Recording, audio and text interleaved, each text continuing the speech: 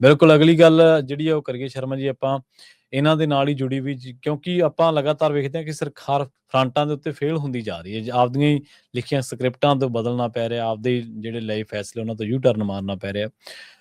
ਸਿੱਧੂ ਦੇ ਬਾਰੇ ਅਕਸਰ ਰਾਜਨੀਤਿਕ ਚਰਚਾ ਚੱਲਦੀ ਰਹਿੰਦੀ, ਆਪਾਂ ਕਹਿੰਦੇ ਹੁੰਦੇ ਸਿੱਧੂ ਜੇ ਚੁੱਪ ਨੇ ਤਾਂ ਵੀ ਖਬਰ ਹੈ, ਤੇ ਜੇ ਬੋਲਦੇ ਨੇ ਤਾਂ ਖਬਰ ਬਣੀ ਜਾਂਦੀ ਹੈ। ਨਵੇਂ ਰਾਜਨੀਤਿਕ ਫਰੰਟ ਦੀਆਂ ਕਨਸੋਆਂ ਨੇ ਕਿ ਲੈ ਕੇ ਆ ਰਹੇ ਨੇ। ਦੇਖੋ, ਨਵਜੋਤ ਸਿੰਘ ਸਿੱਧੂ ਹਮੇਸ਼ਾ ਤੋਂ ਆਪਣੇ ਬੋਲਣ ਦੇ ਅੰਦਾਜ਼ ਕਰਕੇ, ਆਪਣੀ ਬੇਬਾਕੀ ਕਰਕੇ, ਵਿਰੋਧੀਆਂ ਨੂੰ ਘੇਰਾਬੰਦੀ ਕਰਨ ਕਰਕੇ, ਆਪਣੀ ਲੱਛੇਦਾਰ ਗੱਲਾਂ ਕਰਨ ਕਰਕੇ, ਹੈ ਨਾ, ਜਾਂ ਇਮਾਨਦਾਰੀ ਵਾਲੀ ਦਿੱਖ ਕਰਕੇ ਬਹੁਤ ਪ੍ਰਚਲਿਤ ਨੇ। ਜੀ ਜੀ ਬਿਲਕੁਲ। ਤੇ ਇਹ ਸਭ ਦੇ ਵਿਚਾਲੇ ਉਹ ਆਪਣੀ ਪਾਰਟ ਟਾਈਮ ਰਾਜਨੀਤੀ ਵੀ ਕਰਦੇ ਰਹਿੰਦੇ ਨੇ। ਸਹੀ। ਜਦੋਂ ਕਿ ਰਾਜਨੀਤੀ ਇੱਕ ਫੁੱਲ ਟਾਈਮ ਕਾਰਜ ਹੈ। ਸਹੀ ਗੱਲ, ਬਿਲਕੁਲ ਬਿਲਕੁਲ। ਰਾਜਨੀਤੀ ਦਾ ਮਤਲਬ ਸਿਰਫ ਐਮਐਲਏ ਐਮਪੀ ਦੀ ਚੋਣ ਲੜਨਾ ਨਹੀਂ ਹੁੰਦਾ। ਸਹੀ ਗੱਲ। ਰਾਜਨੀਤੀ ਮੁੱਦਾ ਆਧਾਰਿਤ ਰਾਜਨੀਤੀ ਕਰਨਾ ਹੁੰਦਾ ਹੈ। ਤੁਸੀਂ ਲੋਕਾਂ ਦੀ ਚਾਰਜੋਈ ਕਰਦੇ ਹੋ, ਲੋਕ ਮੁੱਦਿਆਂ ਦੀ ਚਾਰਜੋਈ ਕਰਦੇ ਹੋ, ਸੂਬੇ ਦੀ ਚਾਰਜੋਈ ਕਰਦੇ ਹੋ, ਸੂਬੇ ਦੇ ਮਸਲਿਆਂ ਦੀ ਚਾਰਜੋਈ ਕਰਦੇ ਹੋ, ਰਾਸ਼ਟਰੀ ਅੰਤਰਰਾਸ਼ਟਰੀ ਮੁੱਦਿਆਂ ਤੇ ਕਿਵੇਂ ਨਜ਼ਰਸਾਨੀ ਰੱਖਦੇ ਹੋ, ਉਹਦਾ ਅਸਰ ਸਲੂਕ ਲੋਕਾਂ 'ਚ ਲੈ ਕੇ ਜਾਂਦੇ ਹੋ। ਸਾਰਾ ਕੁਝ ਰਾਜਨੀਤਿਕ ਵਰਤਾਰਾ। ਆਪਾਂ ਜੋ ਗੱਲਬਾਤ ਕਰ ਰਹੇ ਹਾਂ ਰਾਜਨੀਤੀ ਹੈ। ਸਹੀ। ਰਾਜਨੀਤਿਕ ਵਰਤਾਰਾ। ਸੋ ਇਸ ਲਈ ਰਾਜਨੀਤੀ ਦਾ ਮਤਲਬ ਇਹ ਨਹੀਂ ਕਿ ਚੋਣ ਲੜਨਾ ਹੀ ਹੈ, ਪਰ ਸਿੱਧੂ ਜੋੜੇ ਲਈ ਚੋਣ ਲੜਨਾ, ਉਹਦੇ ਵਾਲੀ ਕੁਰਸੀ ਤੇ ਰਹਿਣਾ, ਇਸੇ ਨੂੰ ਉਹਨਾਂ ਨੇ ਰਾਜਨੀਤਿਕ ਆਧਾਰ ਬਣਾਇਆ ਜੀ। ਸਹੀ ਹੈ। ਤੇ ਉਹ ਪਾਰਟ ਟਾਈਮ ਲੜਦੇ। ਕਿਸੇ ਸਮੇਂ ਨਵਜੋਤ ਸਿੰਘ ਸਿੱਧੂ ਬੀਜੇਪੀ ਦੇ ਵਿੱਚ ਉਹਨਾਂ ਦੇ ਮੁੱਖ ਬੁਲਾਰਿਆਂ 'ਚ ਇੱਕ ਸੀ, ਮੁੱਖ ਚਿਹਰਿਆਂ 'ਚ ਇੱਕ ਸੀ ਕਿ ਦੇਸ਼ 'ਚ ਕਿਤੇ ਲੈ ਕੇ ਜਾਣਾ ਸਿੱਧੂ ਦਿਖਾਉਣ ਵਾਲੀ ਚੀਜ਼ ਸੀ। ਦਰਸ਼ਨੀ ਘੋੜਾ ਆਪੇ ਕਹਿੰਦੇ ਹੁੰਦੇ ਸੀ, ਹੈਨਾ।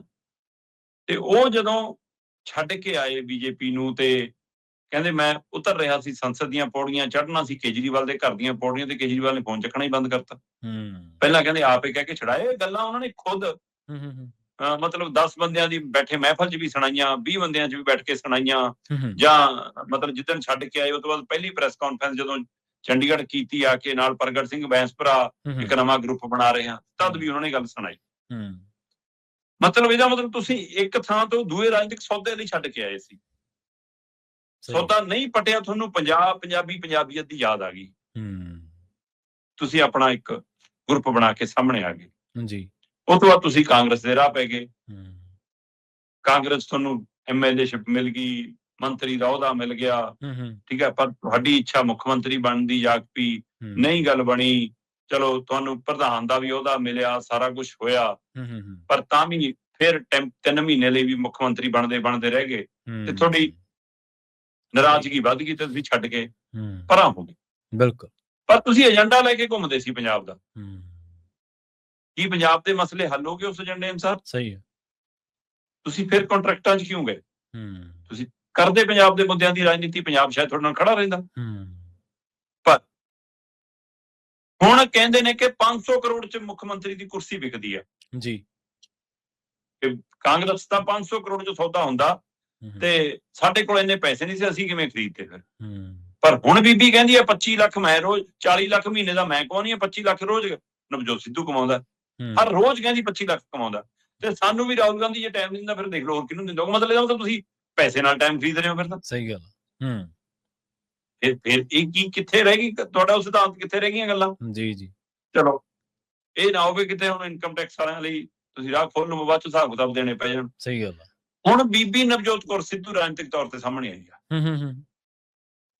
ਉਹਨੇ ਪਹਿਲਾਂ ਵੀ ਕਿਹਾ ਸੀ ਮੈਂ ਇਸੇ ਸੀਟ ਤੋਂ ਲੜਨਾ, ਕਿਸੇ ਪਾਸਿਓਂ ਲੜਾਂ, ਜੇ ਇਹ ਨਹੀਂ ਦੇਣਗੇ ਹੋਰ ਪਾਸਿਓਂ। ਫਿਰ ਬੀਜੇਪੀ ਕਹਿੰਦੀ ਵੀ ਹੱਥ ਪੈਰ ਮਾਰਦੇ ਨਜ਼ਰ ਆਏ। ਹੋ ਸਕਦਾ ਬੀਜੇਪੀ ਦਰਵਾਜ਼ਾ ਖੋਲਣ ਨੂੰ ਤਿਆਰ ਨਾ ਹੋਵੇ।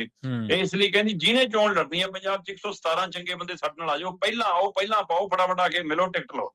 ਠੀਕ ਹੈ, ਚੰਗੀ ਗੱਲ ਹੈ। ਪੰਜਾਬ ਦੀ ਰਾਜਨੀਤੀ ਦੇ ਵਿੱਚ ਬੀਬੀਆਂ ਦੀ ਖਾਸੀ ਘਾਟ ਹੈ ਨਾ, ਤੇ ਧੜੱਲੇਦਾਰ ਬੀਬੀਆਂ ਤਾਂ ਪਹਿਲਾਂ ਵੀ ਘੱਟ ਨੇ। ਚਲੋ ਆ ਜਾਵੇ ਬੀਬੀ ਨਵਜੋਤ ਕੌਰ ਸਿੱਧੂ, ਚੰਗਾ ਦਮਖਮ ਰੱਖਦੀ ਹੈ। ਪਰ ਕੀ ਇਹ ਉਹੀ ਜਿਹੀ ਪਾਰਟ ਟਾਈਮ ਰਾਜਨੀਤੀ ਹੋ ਗਈ? ਕਹਿੰਦੀ ਕਿ ਨਵਜੋਤ ਸਿੰਘ ਸਿੱਧੂ ਦੇ ਤਾਂ ਸਾਲ ਦੇ ਕੰਟਰੈਕਟ ਨੇ, ਉਹ ਤਾਂ ਨਹੀਂ ਆ ਸਕਦੇ। ਅੱਛਾ, ਮੈਂ ਹੀ ਚਲਾਉਂ ਸਾਰਾ ਕੁਝ।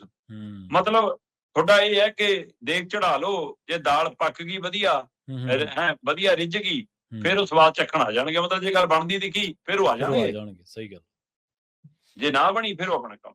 ਮਤਲਬ ਅਸੀਂ ਫਸਲ ਉਗਾਉਣੀ ਆ, ਅਸੀਂ ਖੇਤੀ ਕਰਨੀ ਆ, ਪਰ ਤੁਰਨਾ ਵੱਟੋ ਵੱਟ ਹੈ, ਪੈਰ ਨੂੰ ਮਿੱਟੀ ਨਹੀਂ ਲਾਉਣੀ। ਹੂੰ ਫਿਰ ਵੱਟੋ ਵੱਟ ਤੁਰ ਕੇ ਤਾਂ ਨਹੀਂ ਖੇਤੀ ਹੁੰਦੀ, ਜੀ ਤਾਂ ਖੇਤ 'ਚ ਉਤਰਨਾ ਪਊਗਾ। ਸਹੀ ਗੱਲ ਉਹਦੇ ਲਈ ਅਸੀਂ ਤਿਆਰ ਨਹੀਂ ਗੇ। ਨਾ। ਸੋ ਇਹ ਸਿੱਧੂ ਜੋੜਾ ਹੁਣ ਕਰਨਾ ਕੀ ਚਾਹੁੰਦਾ, ਕਿਸੇ ਰਾਜਨੀਤਿਕ ਤੌਰ ਤੇ ਦਬਾਅ ਬਣਾਉਣਾ ਚਾਹੁੰਦਾ ਕਿ ਸਾਨੂੰ ਲੈ ਲਓ, ਸਾਨੂੰ ਪੁੱਛ ਲਓ, ਹੂੰ ਜਾਂ ਇਹ ਨਵੇਂ ਓਵੈਸੀ ਬਣਨਾ ਚਾਹੁੰਦੇ ਨੇ।